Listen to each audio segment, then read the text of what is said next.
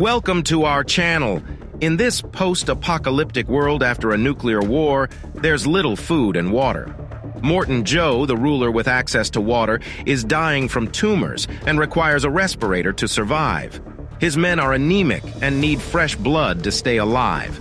Max is the only healthy man left, but he's being used as a human blood bag. When Furiosa tries to escape with Joe's wives and petrol, Joe and his men pursue her with modified chariots. Max is tied to the front of a vehicle, still used as a blood donor for the anemic patients. These boys have been brainwashed and raised to view Joe as a god. The battlefield is a sacred place in their hearts, reserved for those who died bravely. Meanwhile, Furiosa's convoy is speeding away from Joe's pursuit, but they run into trouble with the Vulture tribe. The Vultures play dirty, setting traps and ramming the convoy with spikes. The war boys fight back with exploding spears and cannons, but Furiosa manages to secure the car's throttle and escape. She destroys another vehicle with her crossbow, causing a chain reaction that takes out 2 more vehicles. Joe's convoy is able to catch up thanks to the counterattack's efforts, and they decide to deal with the Vulture tribe first. The war boys use hooked ropes and explosive spears to fight the Vultures. One war boy chooses to die with his opponent, earning supreme honor in the eyes of his teammates. His death sends them into a frenzy, and they continue to attack until Knox's car is hit and crashes. The rest of the team takes advantage of the chaos and bombards the enemy. The car's chainsaw is destroyed by 3 grenades, reducing the chariot to scrap metal. The Vulture tribe is defeated, but a huge sandstorm suddenly appears ahead, leaving Max desperate. The war boys continue to attack Furiosa's chariot, but Knox's car gets a flat tire. Max tricks his opponent and kicks him off the car. In the midst of the sandstorm, Max tries to hide inside the car, but Knox closes all the windows. Max holds onto the chains to avoid being thrown off. Meanwhile, Furiosa's chariot smashes other cars to pieces due to its weight. The car explodes in the sandstorm, making Knox more frantic.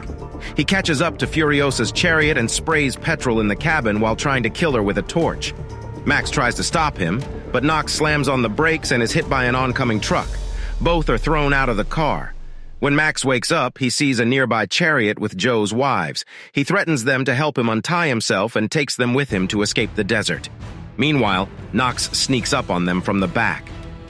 As they travel down the valley, they are suddenly attacked by bikers. The bikers are after the 10 tons of petrol and blow up a rock to stop Joe from catching up. They pursue Furiosa, throwing petrol bombs at her chariot. Furiosa activates the push shovel to extinguish the flames with sand. Joe's convoy faces debris, but he easily overcomes it with his Bigfoot chariots.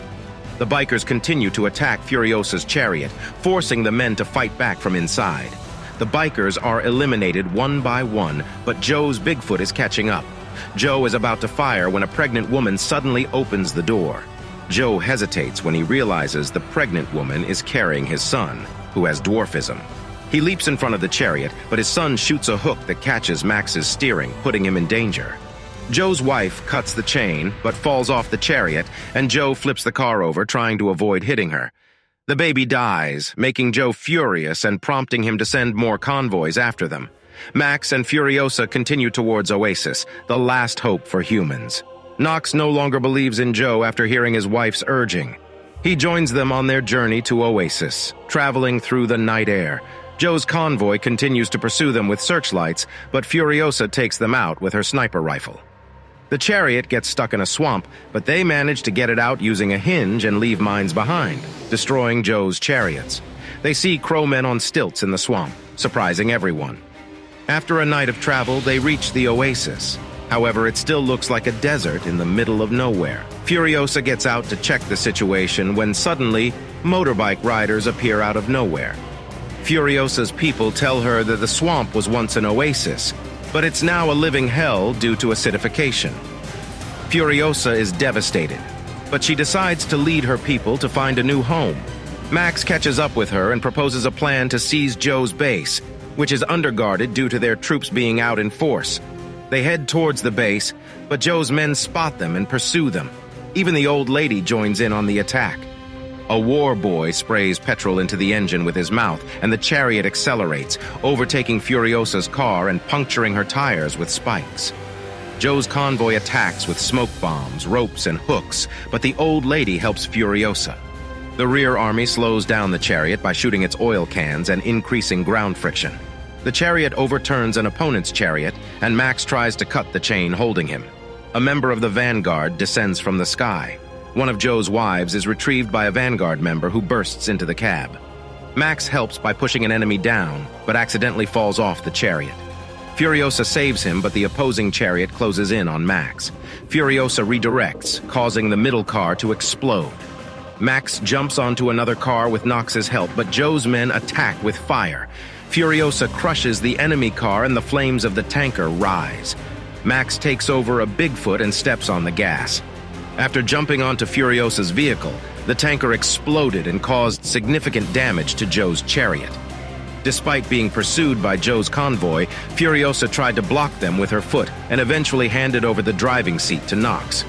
Joe's wife pretended to surrender and planned to help Furiosa enter Joe's vehicle.